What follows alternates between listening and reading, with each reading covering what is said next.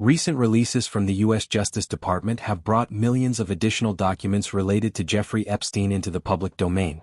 Epstein, the convicted sex offender whose crimes involved the exploitation and trafficking of minors, maintained connections to a wide array of influential figures across politics, business, entertainment, and other elite spheres. The newly published files have drawn intense scrutiny, as they mention numerous high-profile names. Among them is the rapper and entrepreneur Jay-Z, Shawn Carter, whose name appears in the documents in a very limited and specific context. Importantly, the references to Jay-Z do not stem from verified investigative materials such as Epstein's flight logs, personal address books, official case files, or any corroborated evidence linking him to Epstein's criminal activities.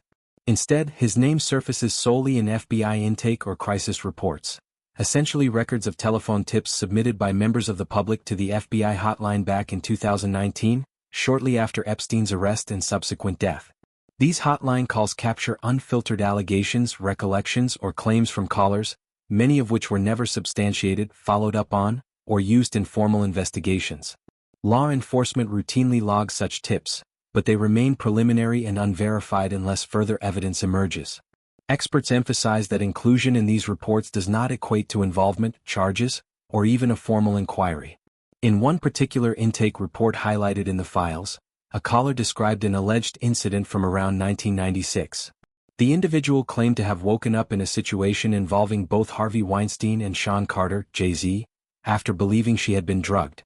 This account was presented as a personal memory or accusation from the tipster, but it was not part of any criminal evidence gathered during Epstein-related probes. No flight records, witness statements from Epstein's inner circle, or other primary sources connect Jay-Z to Epstein's island, properties, or illicit operations.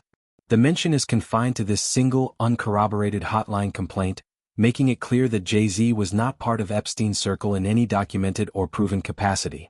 Epstein's case has long fueled speculation and conspiracy theories, particularly surrounding his death in 2019 while in federal custody. Officially ruled a suicide by hanging in his jail cell, the circumstances prompted widespread doubt and alternative narratives. Some theories suggested foul play or cover-ups, and these ideas were amplified during political campaigns, including by figures like former U.S. President Donald Trump in 2024 as he rallied supporters. The release of additional files has reignited debates, but the documents themselves underscore the distinction between verified evidence and unsubstantiated tips. For Jay-Z, the limited appearance of his name in these public records serves to clarify rather than implicate. There is no indication of charges, investigations, or associations beyond the one hotline entry. The broader context of the Epstein files reveals how public fascination with celebrity and power can lead to names being dragged into discussions based on rumor rather than fact. The Justice Department's transparency in releasing the materials aims to provide clarity, even as it highlights the challenges of separating credible information from unproven claims in such high-profile cases.